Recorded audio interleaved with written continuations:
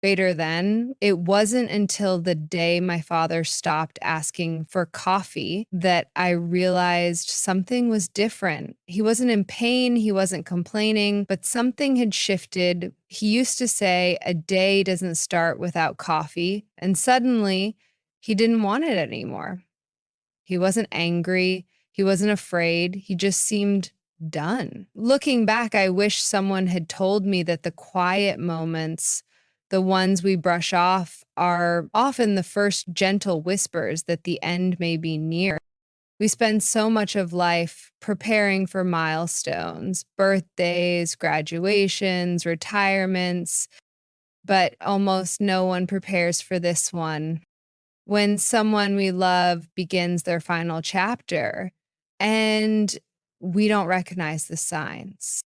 This video isn't about fear, it's about understanding. It's not about giving up, it's about leaning in with compassion and clarity, because as the body begins to shut down and the soul begins to shift, it doesn't always scream. Often it whispers.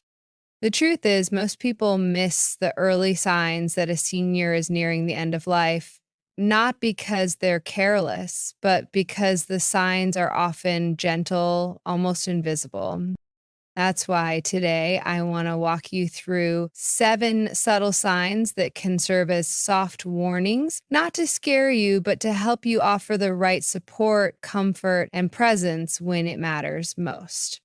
If you've ever felt uncertain, if you've ever wished someone had explained it all just a little sooner, this video is for you. A few years ago, I was a caregiver for my mother. She was always the strong one, the kind of woman who never needed help opening jars or making decisions. She loved the garden, roses especially. Every morning she'd check the petals like they were her little children. She said they spoke to her in their own way. But then one spring, she didn't go outside. "I'll go tomorrow," she said, but she never did. And I didn't ask again. Then the coffee stopped, then the chatter, then the knitting. One by one, the colors of her daily life began to fade, and I didn't understand why. Doctors checked her vitals. She wasn't in critical condition, but something inside her was shifting. And a few weeks later, she passed quietly in her sleep. No warning, no pain, just peace. Since then, I've spent years talking to hospice nurses, reading research, and reflecting on what I missed. I realized that the end doesn't always look like sickness or hospital beds. Sometimes it looks like stillness or lessons, the 7 gentle warnings most people miss. These signs are not meant to diagnose, they're not always universal, but they are common patterns, especially observed in the final weeks or months. Each one is an invitation not to panic, but to pay closer attention. 1, loss of interest in daily pleasures. They don't want to watch their favorite show. They skip their favorite meal. The walk they used to love feels too far. This isn't depression in the traditional sense. It's emotional closure. When seniors begin retreating from the things they used to enjoy, it can signal an inward turning, a shift in what matters to them. It's as if their energy is being conserved. Their spirit is slowly starting to say its goodbyes. A woman I met through hospice once described her father's final month like this. Later then, he stopped reaching for the remote and started watching the trees more. He stopped reading the paper and started rereading our old letters instead. Joy doesn't disappear, it just becomes quieter, simpler. 2, either in drinking significantly less. In the last stages of life, the body naturally begins to slow digestion, But we often misread this as illness or stubbornness. You might see untouched food, sips left in a glass, a slow disinterest in chewing or swallowing, a slow physically, the appetite diminishes because the body no longer prioritizes energy production. Emotionally, there's often a deeper message. I no longer need to prepare for tomorrow. Trying to force food may only create distress. Instead, offer sips of comfort, hydration in small, gentle ways. It's not about nutrition anymore. It's about presence, warmth, offering comfort, not calories. 3, sudden burst of clarity or energy. This one breaks hearts often because it brings hope and then it's gone.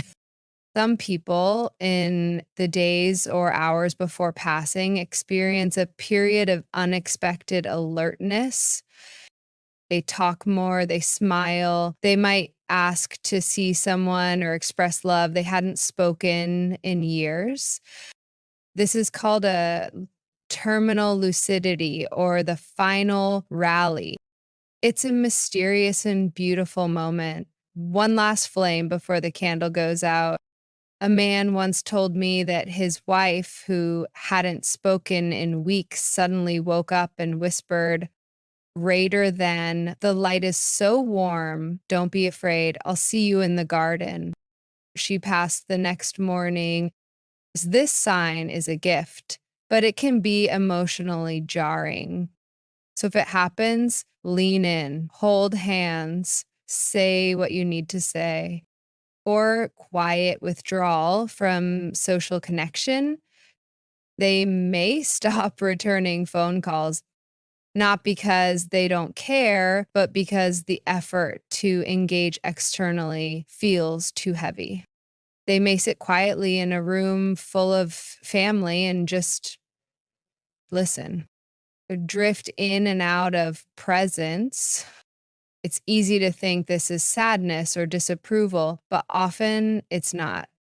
The peaceful detachment, like a ship slowly pulling away from shore, still visible but no longer tethered. One daughter shared how her mother began to respond only in eye contact. Later, then she didn't speak, but her eyes said everything. 5, shifting sleep patterns and increased fatigue. They sleep more or stay awake at odd hours. They nap frequently, then wake up confused. This is because the body is losing its internal clock. The boundary between night and day, life and after becomes soft. It's not always discomfort. Often it's just the body resting in preparation for release. Let them rest, hold space, light a candle nearby, play soft music, make their world gentle. 6, physical weakness without obvious cause. Tasks they could do easily now require help. Even holding a spoon might feel like lifting a stone. It's not failure, it's the body naturally stepping away from effort. A grandmother once asked her nurse, greater than, why do I feel like I'm floating? The nurse smiled, greater than, because your body is trying to let you fly. Support gently, don't rush them, let movements be slow, sacred. 7, spiritual or emotional detachment. This might be the most profound. They begin to speak of those who've already passed. They dream of people long gone. They reference journeys. They say things like, I'll be going soon, or I've made peace with everything. Sometimes they stare into space for long periods. One hospice nurse told me, Greater than, we see people look toward the corner of the room and smile. We ask them what they see. They say things like, she's here, she's waiting for me. This isn't confusion, it's connection. Don't try to correct them. Just sit beside them in their vision. It's not our world they're navigating anymore. Now, if you've seen even one of these signs in someone you love, you might feel a tightening in your chest right now, a wish that you could go back, do more, say more. But here's the truth. Presence is more powerful than perfection. If you're there, if you've been kind or patient, or simply sat beside them in silence, you've given the greatest gift you could. The end of life isn't a test. There are no grades, no scorecards. It's a return to quiet, to essence, to peace. And if you're the one noticing the signs, then you're already doing the sacred work of witnessing someone's final days with dignity. I know this wasn't an easy video, but it's one of the most important conversations we can have. We prepare for birth with books, classes, and community. Why not death too, with honesty, compassion, and grace? These signs, they aren't tragedies, they're transitions, whispers of the next chapter. So if you're a caregiver, a spouse, an adult child, or even an elder yourself, know that understanding these gentle signs allows us to walk through the unknown with more tenderness and less fear. Because when we notice, we can respond. When we understand, we can accept. And when we accept, we can love more deeply, even in goodbye.